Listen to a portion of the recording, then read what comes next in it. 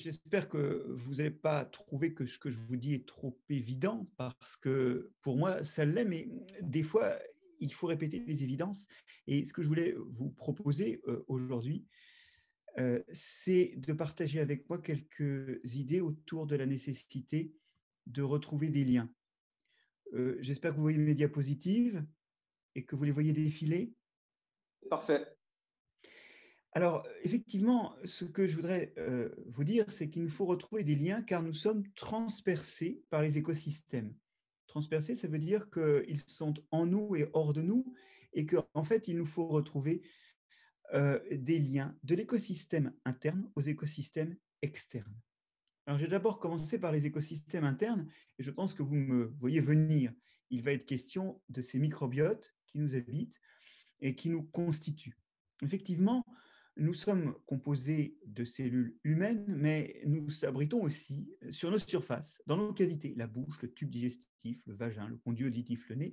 Nous sommes habités d'une flopée de microbes, notamment des bactéries, qui sont pratiquement aussi nombreuses dans notre intestin que nous avons de cellules humaines en nous.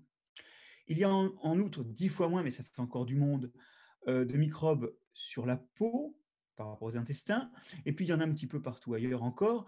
Et le bilan, c'est que nous sommes densément peuplés d'un écosystème qui est constitué de, allez, on va faire une fourchette large, 1000 à 5000 espèces de bactéries et puis de levures, sans compter les virus, qui sont des habitants ordinaires et qui trimballent, bon an, mal an, une centaine de fois plus de gènes au total que notre propre génome.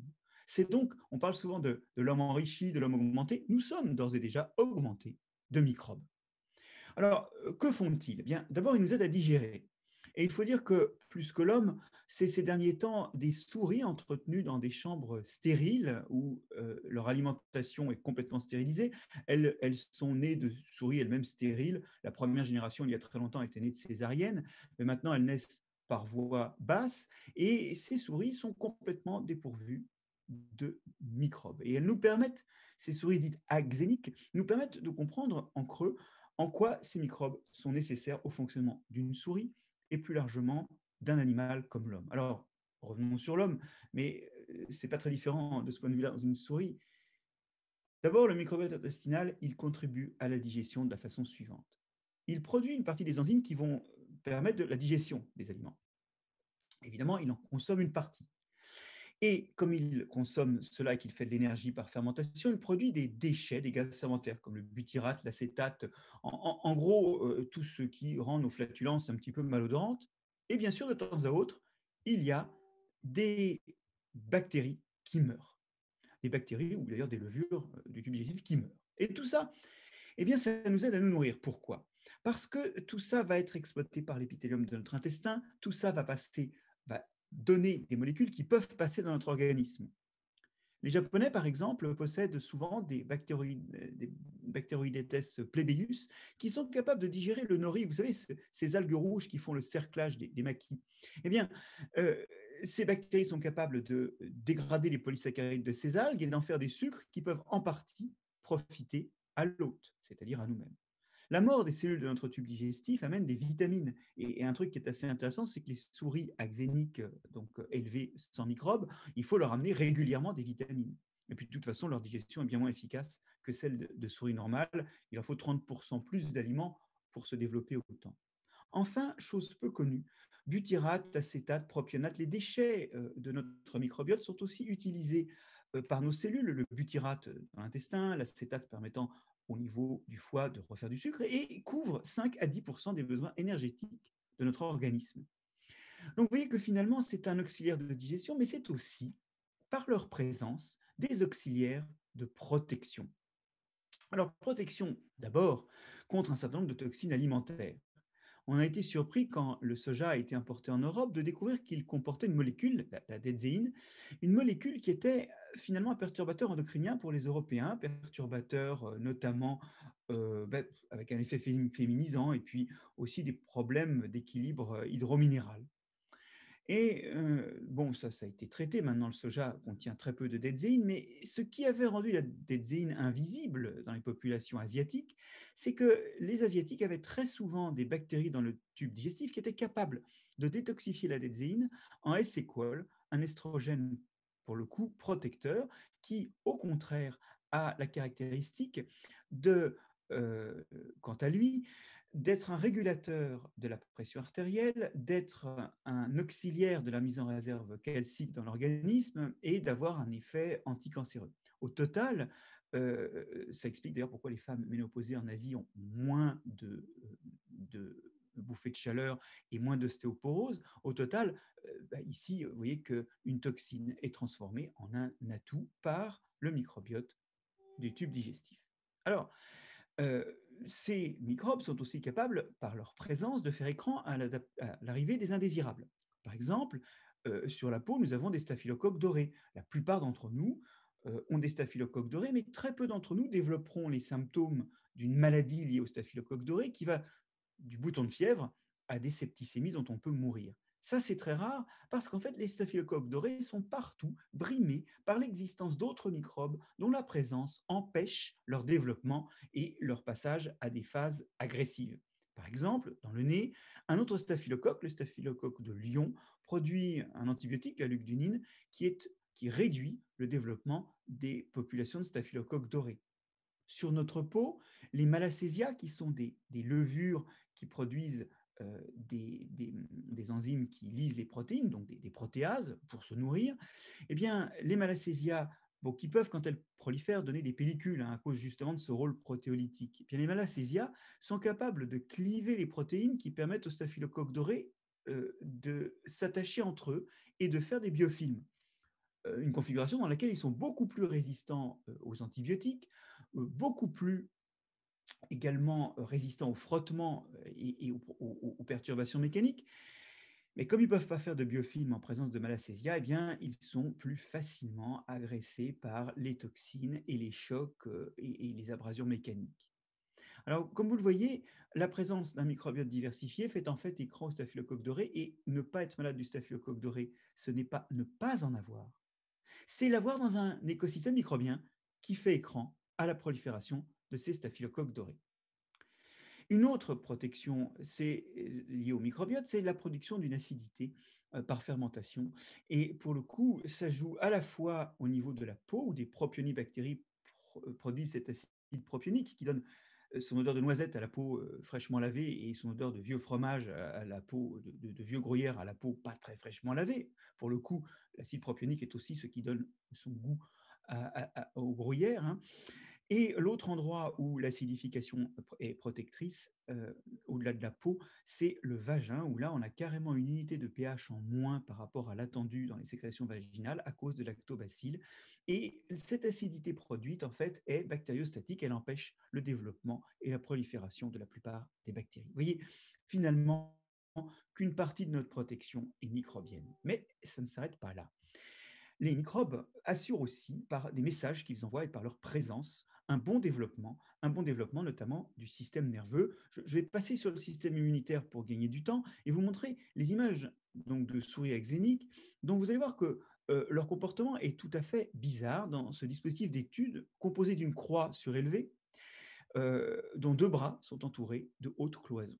Alors, quand on met une souris axénique dans une souris normale, pardon, donc avec des bactéries dans ce dispositif, elle explore la zone entourée de hautes cloisons, elle regarde un peu dehors,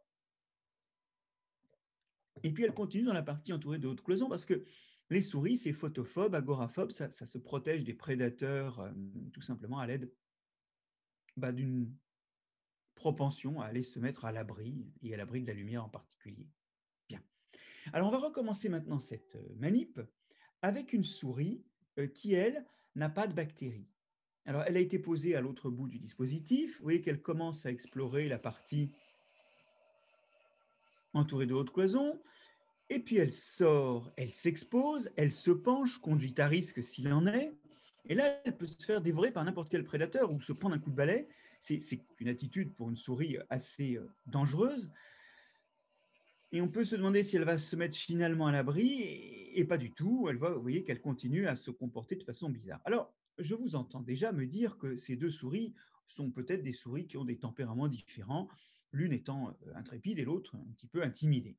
En fait, ces souris sont nées axéniques toutes les 2 et l'une des 2 est sortie de la cage axénique et a été recolonisée par des microbes. Donc ce sont des couples frères-sœurs et ou frères-frères ou sœurs-sœurs, et on peut réaliser ça sur toute une série de couples en regardant pendant 5 minutes leur comportement. Et vous voyez que dans toutes ces fratries, il sort une tendance qui veut que les souris axéniques soient moins à la croisée de la croix et plus souvent dans la zone ouverte, qui est la zone exposée. Il y a donc des différences de comportement.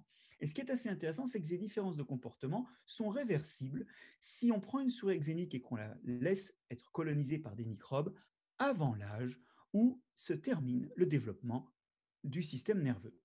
Système nerveux qui est très très différent chez les souris axéniques par rapport aux souris ordinaires, alors même que, je vous le rappelle, il s'agit de souris de la même fratrie. Pour tous les gènes dont l'expression a été étudiée dans le cerveau de ces souris, il y a des différences. Par exemple, pour un marqueur de l'anxiété, donc vous voyez que dans des conditions identiques, il s'exprime bien moins chez les souris axéniques et ça peut contribuer, même s'il y a d'autres causes, hein, même si c'est plus complexe, ça peut contribuer au comportement que nous observions. C'est aussi le cas, cette réduction d'expression, pour un marqueur de plasticité synaptique, donc un gène dont l'expression est très importante pour la mémorisation, et on sait bien que les souris axéniques mémorisent beaucoup plus lentement les gestes et les conduites, notamment par exemple la présence d'un bouton rouge qui permet d'avoir de l'eau quand on a soif.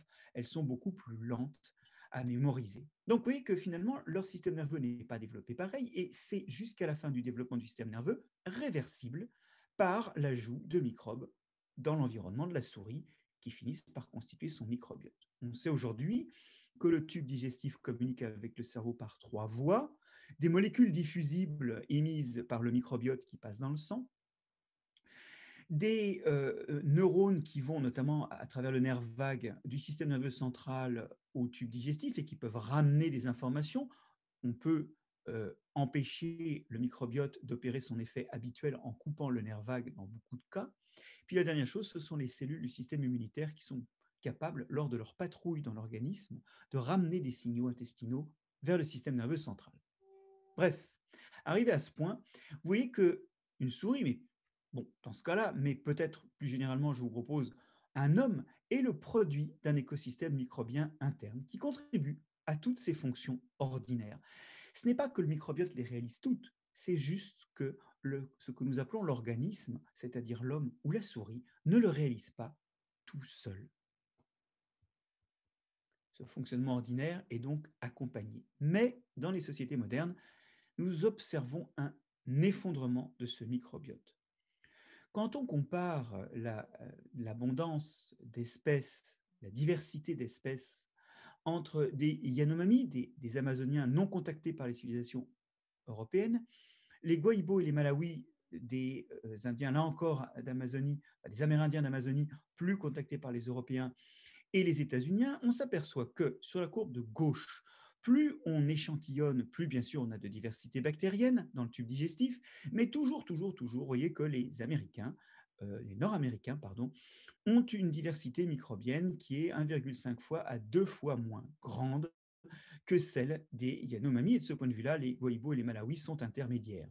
En plus, la composition, comme vous le voyez dans le diagramme en 3D de droite, où les points sont des individus, repérés par leur couleur quant à leur population d'origine, plus 2 points sont proches, plus les compositions bactériennes des individus sont proches. Vous voyez que nous avons non seulement moins de bactéries chez les États-Uniens, mais nous avons une composition différente, très très différente, et de ce point de vue-là, les Guahibo et les Malawi sont intermédiaires entre les États-Uniens et les Yanomami. En d'autres termes, nous avons une composition microbienne et une diversité microbienne moins forte. Pourquoi? Eh bien parce que nos environnements sont plus stériles, parce que nous nous lavons plus et parce que nos aliments sont beaucoup plus nettoyés, cuits et finalement stérilisés. Alors vous allez me dire, bon voilà, il y a moins de bactéries, et alors? Eh bien justement, c'est l'une des causes d'une catastrophe moderne. On a vu, grâce à l'hygiène, régresser et à la vaccination. Faut-il le rappeler, la vaccination nous a sauvés de maladies dont nous avons même oublié ce qu'elle faisait à la population. Nous avons effectivement vaincu pas mal ou fait reculer pas mal de maladies. Dans le même temps, on a vu exploser des maladies de la modernité qui sont de trois types. Des maladies du métabolisme, les diabètes ou l'obésité. Des maladies du système immunitaire qui surréagit, asthme, allergie, ou encore qui attaquent l'organisme, sclérose en plaques, maladie de Crohn. Et puis aussi des maladies du système nerveux, comme dans les jeunes âges, l'autisme, et dans les plus vieux âges, la maladie d'Alzheimer et le Parkinson. Alors, pour toutes les maladies que j'ai citées, on observe deux choses. La première, c'est que les individus qui sont malades ont une moins grande diversité microbienne et ils n'ont pas exactement les mêmes bactéries, notamment dans le tube digestif, que les individus sains. Et la deuxième chose, c'est qu'il y a au moins une étude quelque part dans un hôpital qui montre que quand on donne à un individu malade les microbiotes d'individus sains, on voit régresser pour quelque temps les symptômes. Alors, pour quelque temps seulement, parce que rapidement les syndromes reviennent, mais ce qui est intéressant, c'est qu'en même temps qu'ils reviennent, on voit glisser le microbiote d'un microbiote d'individu sain qu'on a inoculé à un retour du microbiote de l'individu malade. Et cela signe vraiment le lien entre les deux. Alors bien sûr, on n'est pas en train de dire que ce sont les microbiotes qui font ces grandes maladies de la modernité tout seuls, mais ils y contribuent avec des causes environnementales ou des causes génétiques qui font que nous ne sommes pas égaux face à ce risque. Mais néanmoins, on voit très bien aujourd'hui que l'écroulement de la biodiversité interne conduit, est l'un des facteurs qui conduit à des maladies de la modernité qui sont des maladies extrêmement handicapantes. Aujourd'hui, un enfant sur 88 naît avec des syndromes d'autisme aux États-Unis. On est à 1 sur 150 en Europe. Évidemment, il y a une meilleure détection des syndromes d'autisme, notamment légers, mais ça n'explique pas tout. On est ici sur une courbe exponentielle et très, très inquiétant de ce genre de maladie. Or, je vous propose une étude pour vous illustrer les effets d'un transfert de microflore sur des enfants qui ont reçu pendant 8 semaines, donc entre 0 et 8, ils ont reçu des transferts fécaux d'individus sains. Ces enfants autistes, vous voyez ici leur performance pour différents scores psychologiques. Vous voyez que ce score-là diminue, ce qui indique une régression des syndromes autistes, des symptômes d'autisme. Ce score-là augmente. Alors pour lui, ça veut dire, effectivement, quand il augmente, ça veut dire une conduite avec finalement un effet d'autisme moins marqué. Bref, vous avez des améliorations des scores comportementaux des enfants par rapport à l'autisme qui se manifestent jusqu'à la semaine 18. Alors ça a été publié il y a quelque temps, puis 2 ans plus tard, il y a eu une étude de nouveau de ces enfants et elle a montré que, 2 ans après le transfert fécal, ces enfants avaient gardé des performances supérieures à l'attendu.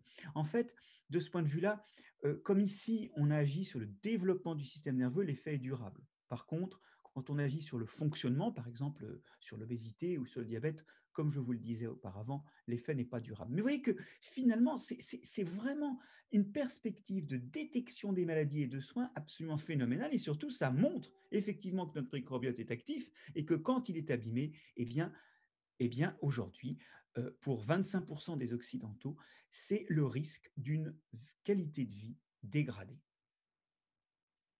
Finalement, il faut que nous retrouvions une saleté propre, c'est-à-dire une façon de nous contaminer qui ne soit pas de nature à menacer notre santé, mais au contraire, qui soit propre à l'améliorer. Il ne faut pas pousser l'hygiène trop loin, il faut, tout en choisissant ces microbes, et pas à n'importe quel prix, la vaccination étant sans doute le premier d'entre eux, retrouver une saleté propre, c'est-à-dire un degré de contamination plus propre à nous maintenir en bonne santé. Alors ça, j'ai essayé de le raconter dans un livre que j'ai publié en 2017, qui s'appelle Jamais seul, et qui raconte l'importance des microbes dans la vie des plantes, des animaux et la construction des civilisations. Mais mon propos aujourd'hui, c'est de vous parler de l'écosystème interne et des écosystèmes externes. Et je voudrais donc, dans une deuxième partie, vous parler de ces écosystèmes externes et vous montrer d'ailleurs qu'ils ne sont pas si loin des écosystèmes internes. Effectivement, vous et moi, nous avons des liens, et j'aurais dû mettre un pluriel parce que pour le coup, ces liens, ils sont multiples. Donc là, je ne résiste pas à l'envie de rajouter le S, voilà. c'est parti. Des liens écosystémiques cachés, des liens cachés à des écosystèmes extrêmement divers. Si vous en doutez, ouvrez votre frigo et essayez de lister les endroits dont vient la nourriture et donc les endroits dans lesquels les choix que vous faites avec votre carte bleue imposent des gestions, imposent des pratiques plus ou moins vertueuses, plus ou moins intéressantes, plus ou moins dommageables pour les habitants de cet endroit-là. Si vous n'avez pas de frigo parce que vous voulez économiser de l'énergie, vous utilisez juste le bord de votre fenêtre, allez au marché, regardez les produits frais. Il y a ici quelques écosystèmes de Madagascar avec des crevettes, quelques écosystèmes de Bretagne, quelques écosystèmes languedociens avec les herbes au premier plan, quelques écosystèmes, euh, que sais-je moi. Vous voyez, nous avons un lien à tout un tas d'écosystèmes externes, ne fût-ce que par le flux de nourriture qui nous arrive. Et ce que nous choisissons de prélever à distance, pour nous c'est au marché ou dans notre frigo, bon, mais ce que nous choisissons de prélever dans ces écosystèmes n'est pas neutre. Mais de la même façon, ces écosystèmes ne sont pas neutres pour nous. Et je voudrais l'illustrer avec vous avec le problème des résistances aux antibiotiques. Je ne vais pas tellement parler des antibiotiques antibactériens, parce que pour cela, c'est bien connu qu'un certain nombre de pratiques, notamment dans l'élevage, ont pu par le passé, et même si maintenant elles sont limitées, contribuer à sélectionner des résistances aux antibiotiques antibactériens. Non, je vais vous raconter une autre histoire qui se passe aux Pays-Bas.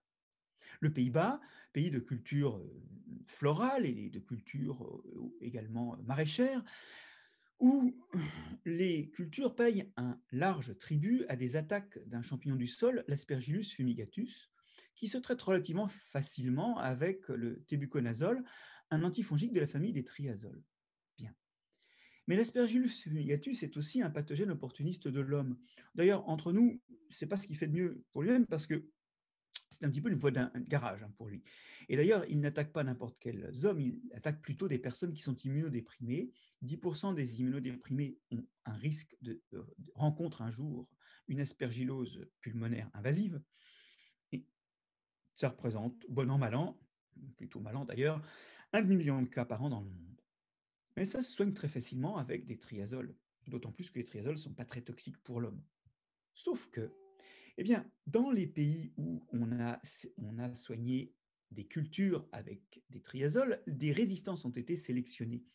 Et aux Pays-Bas, par exemple, où hier 60% des cas pouvaient être guéris facilement par des triazoles, c'est aujourd'hui seulement 10% des cas que l'on peut soigner. 90% des infections sont liées à des Aspergillus fumigatus résistants. Et donc, vous voyez que finalement, notre lien à ces écosystèmes peut être fait de nuisances qui ne vont pas simplement de ces écosystèmes à nous, mais parfois, pardon, qui ne vont pas simplement de nous et de nos choix de consommateurs à ces écosystèmes, mais parfois de ces écosystèmes à nous.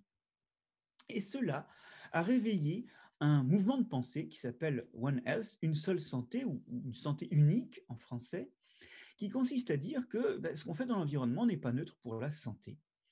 Un cas emblématique de cette histoire-là nous est raconté en Inde et dans les pays limitrophes.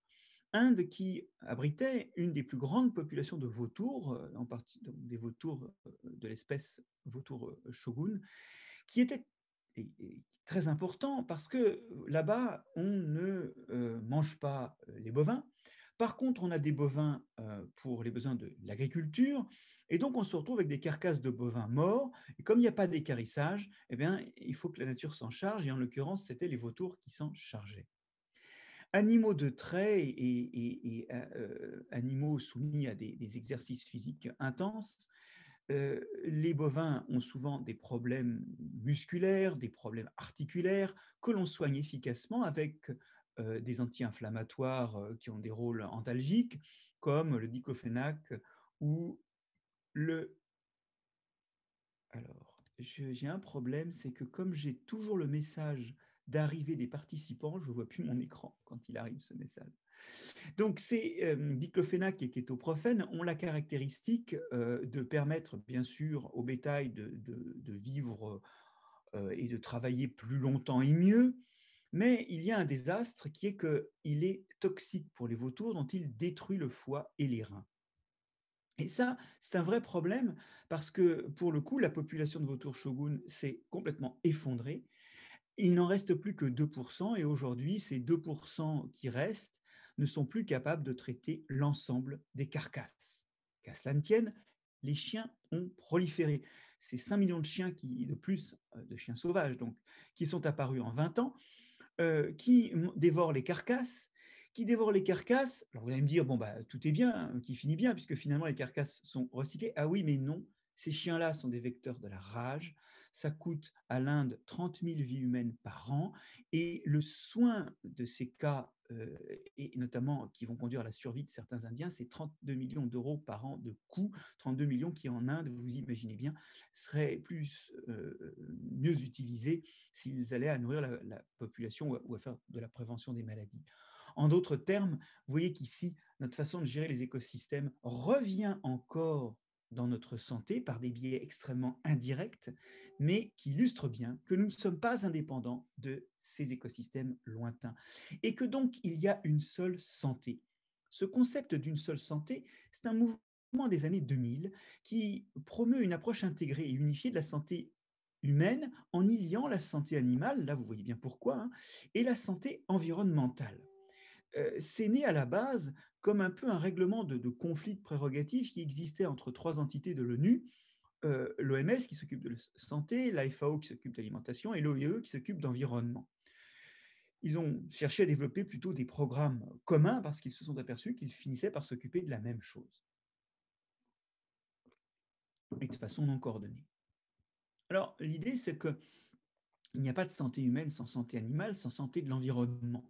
Alors, je ne sais pas si ça vous choque pas, cette expression. Moi, je sais ce que c'est que la santé d'un homme. Je sais ce que c'est que la santé d'un animal. Je ne sais pas ce que c'est que la santé de l'environnement ou de l'écosystème. Tout point de fonctionnement de l'environnement ou d'un écosystème est un point de fonctionnement. Et puis voilà, pour ceux qui l'habitent, un sol hyper pollué de métaux lourds, c'est quand même le paradis. Pour ceux qui l'habitent, un sol ou une eau hyper eutrophisée et où commencent à se développer des anoxies et du H2S, c'est le paradis. Et de leur point de vue, c'est un environnement en bonne santé, entre guillemets. En fait, la santé d'un organisme, on sait ce que c'est. La santé d'un écosystème, ça reste à définir. Et ça, je crois que c'est assez paradigmatique. C'est-à-dire que dans ce concept, on a bien entendu les vétérinaires, on a bien entendu les médecins, mais on n'entend toujours pas l'écologie, sans quoi on n'aurait pas parlé de santé des écosystèmes et de santé de l'environnement. D'ailleurs, de ce point de vue-là, il y a un avis interacadémique très intéressant par ailleurs qui a été rendu en juin et qui est un avis qui appelle au décloisonnement entre santé humaine et santé animale. Et que à cela. Alors, il y a un avertissement qui nous dit que cet avis ne concerne qu'une partie du vaste concept. De nombreux aspects, nous dit-on en bas à droite, seront abordés ultérieurement, sans oublier celui de l'environnement. Bon, mais ce qu'on voit, c'est que l'environnement est à la traîne. Et je suis désolé, mais moi, j'ai la faiblesse de penser que c'est le point majeur. Et aujourd'hui, le fait que les vétos et les médecins aient opéré leur jonction est intéressant, mais terriblement en retrait des promesses de One Health. Je voudrais terminer par quelques propos sur la biodiversité et la santé. Est-ce que la biodiversité est toujours l'ami de la santé? Non. Non, s'il n'y avait pas de souris avec des conneries de coronavirus, on ne serait pas dans la merde. Donc, si vous voulez, nous portons tous sur la face tous les jours la preuve que la biodiversité peut être une source de problèmes et de maladies. Mais la biodiversité n'est pas intrinsèquement bonne ou mauvaise pour la santé humaine. Il y a une biodiversité qui, notamment quand on la gère de travers, avec des contacts inhabituels avec des organismes avec lesquels on n'est pas en contact normalement, est par exemple un facteur de maladie. Mais il existe aussi une biodiversité qui peut protéger. Et finalement, la biodiversité est un janus et il vaut mieux s'en saisir avant pour utiliser ce qui est favorable et éviter ce qui est défavorable que trop tard. Parlons tiques. Alors voilà encore un truc dont on aimerait bien que ça ne fasse pas partie de la diversité, car ce sont des vecteurs de la borréliose, une maladie qui est quand même assez handicapante pour ceux qui l'attrapent et qui ne la soignent pas à temps. Une étude américaine sur des tiques américaines étudie comment ces animaux se nourrissent du sang de tout ce qu'ils peuvent attraper, notamment des humains, notamment des souris à pattes blanches, et puis aussi tout un tas d'autres vertébrés. Alors pourquoi on a singularisé dans ce diagramme les souris à pattes blanches? Bon, l'homme, on s'en doute, parce qu'on est entre nous, mais les souris à pattes blanches, c'est parce que c'est elles, en fait, le réservoir de borréliose qui, par le biais des tiques, va passer à l'homme. Et là, vous me voyez venir. Si dans la biodiversité qui est présente, il y a plus d'autres vertébrés, si les souris sont diluées, le mot de dilution ici est à retenir, dans une grande diversité d'autres vertébrés, la probabilité qu'une tique ait auparavant été sur une souris infectée est plus faible et la probabilité de transmission à l'homme est plus faible. La chose a été quantifiée par les recherches réalisées en Amérique, qui regardent les effets des écureuils, de deux espèces de musaraignes, d'opossums, sur le pourcentage de réduction de contagiosité des tiques. Vous voyez que rien qu'avec des écureuils, les tiques sont 60%. Dans les écosystèmes où il y a des écureuils, par rapport à des écosystèmes où il n'y a pas d'écureuils, eh bien les tiques sont 60% moins contagieuses. C'est énorme. Et ça, c'est bien connu sous l'effet de dilution. Quand vous avez une grande biodiversité, les réservoirs des maladies se retrouvent dilués dans l'environnement. C'est ce qu'on appelle l'effet de dilution. Alors, c'est un exemple, hein, avec des tiques qui, pour le coup, est un exemple un petit peu exotique, hein, mais il y a un autre exemple où la biodiversité, il y a un autre cas où la biodiversité est importante, et je reboucle ici sur les microbiotes et sur cette idée que la diversité des microbiotes est aussi un facteur de santé et qu'à force de retirer des espèces, on finit par retirer des fonctions remplies par le microbiote. Alors, faisons un détour par les fromages au lait cru. Nous avons ici, alors je crois qu'il y a un parc naturel régional d'ailleurs dans le coin, mais j'en mettrai pas ma main à couper. Nous sommes ici dans une ferme qui prépare du Saint-Nectaire. Alors ce que vous voyez d'ailleurs est une image qui est particulièrement passée parce que les services de l'hygiène ont fait fermer d'abord cette cave parce qu'il n'y avait pas de point d'eau et qu'elle n'était pas carrelée, elle était creusée dans une sorte de tuffeau. Et deuxièmement, le GAEC va fermer parce que les mises aux normes qu'on lui impose ne sont, sont tout simplement pas jouables. Donc, cette production de Saint-Nectaire au lait cru n'existe plus. Vous voyez le poil de chat qui est superbe. Vous devinez en dessous une couche orange de bactéries, celles qui font le goût et l'odeur du minster, hein, des brévibactéries qui sont bourrées de carotène, donc de vitamine A. Voilà un Saint-Nectaire au lait cru, inoculé par les saletés de la cave. Alors, pourquoi je vous parle de ce Saint-Nectaire? Aujourd'hui, l'ANSES déconseille le lait cru et les produits au lait cru aux mamans enceintes, aux enfants de moins de 5 ans, et c'est déjà passé dans les règlements des cantines, et voudrait aujourd'hui que l'on ne donne pas de lait cru aux enfants de moins de 10 ans. Or, qu'est-ce qu'il y a finalement dans les fromages au lait cru? Il y a une grande diversité, beaucoup moins contrôlée, et c'est de là que viennent quelques risques, mais montrez-moi les morts, s'il vous plaît. Montrez-moi les morts. Il y a effectivement quelques risques de contamination par d'autres choses parce qu'il y a une beaucoup plus grande diversité dans des fromages au lait cru de microbes que dans des fromages dont le lait a été stérilisé et où on a réinoculé quelques souches qui font la chair et qui font la croûte.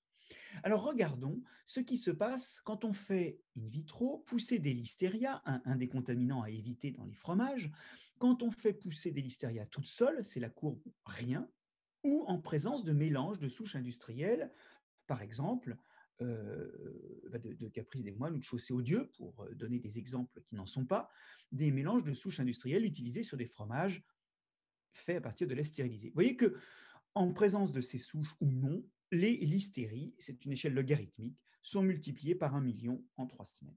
Maintenant, retournons dans la cave précédente, faisons un gratouillis de ce fromage, ajoutons-le au milieu de culture.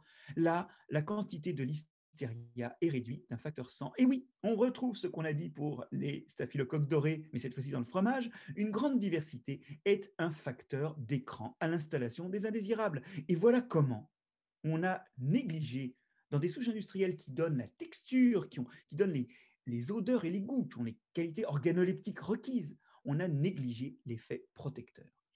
Et finalement, on se retrouve avec une situation où soit on a l'effet protecteur, mais quelques risques liés au lait cru, soit on n'a pas l'effet protecteur, mais on a quand même des risques liés au lait pasteurisé.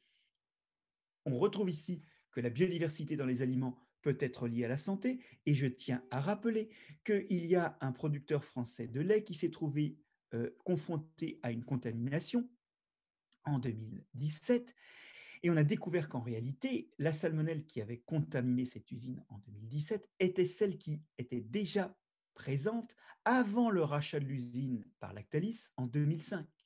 Et d'ailleurs, l'unité de production contaminée, qui est en fait indécontaminable, elle a été détruite, puis reconstruite. Vous voyez que finalement, les écosystèmes stérilisés ne sont pas forcément exempts de contamination, et il n'y a plus de flore-écran. Donc, quand il y a une contamination, eh bien, elle est royale. C'est vraiment important, hein, parce qu'aujourd'hui, nous sommes avec toujours des réglementations qui vont vers plus d'asepsie, alors qu'on voit bien que l'asepsie ne résout pas tous les problèmes. Bien au contraire, en permettant une inoculation moindre des organismes, on voit qu'elle dévaste la santé des jeunes générations. Une grande cohorte de 2000 petits Européens, la cohorte Pasture, a rendu son verdict. Alors, 2000 petits Européens dans 5 pays, et dans chaque pays, 100 à la ville, 100 à la campagne. Elle démontre, voilà un diagramme un peu compliqué, que l'exposition de la maman ou de l'enfant au lait cru et au fromage au lait cru, ou à la campagne ou aux animaux, à commencer par un chien, voire même à des frères et sœurs, finalement, tout ce qui salit un peu l'enfant réduit les risques de maladies allergiques et de sensibilité du système immunitaire. Et finalement, cette cohorte-là nous dit qu'il y a intérêt à donner des fromages au lait cru aux enfants. Alors qu'est-ce qu'on fait? Est-ce qu'on choisit d'éviter quelques rares cas aigus? Montrez-moi les morts liés au lait cru, ou on impose finalement à toute la population une qualité de vie dégradée. Il y a là un choix de société qu'on a fait sans trop s'interroger sur la façon dont on pourrait optimiser les fromages au lait cru, d'une part, et d'autre part, sans vraiment demander aux citoyens s'ils voulaient avoir de l'asthme ou un risque très léger de mourir d'un fromage au lait cru. Mais je vous le répète, montrez-moi les morts. J'en ai presque fini. Nous avons longtemps raisonné individu, nous avons raisonné organisme, l'organisme humain, l'organisme animal. Récemment, nous nous sommes dit, ah oui, bah dans l'organisme, il y a plein de bactéries. Bon, on va faire ce qu'on appelle l'holobionte, hein, c'est Marc-André et tous ses microbes, c'est la vache et tous ses microbes. Mais nous avons incessamment cherché des unités closes, des unités fonctionnelles, des choses qui ont un périmètre finalement qui les isole du milieu extérieur et qui sont autonomes. La réalité, elle n'est pas là. La réalité n'est pas là. La réalité, c'est que nous sommes reliés tous, quelque part, à d'autres espèces.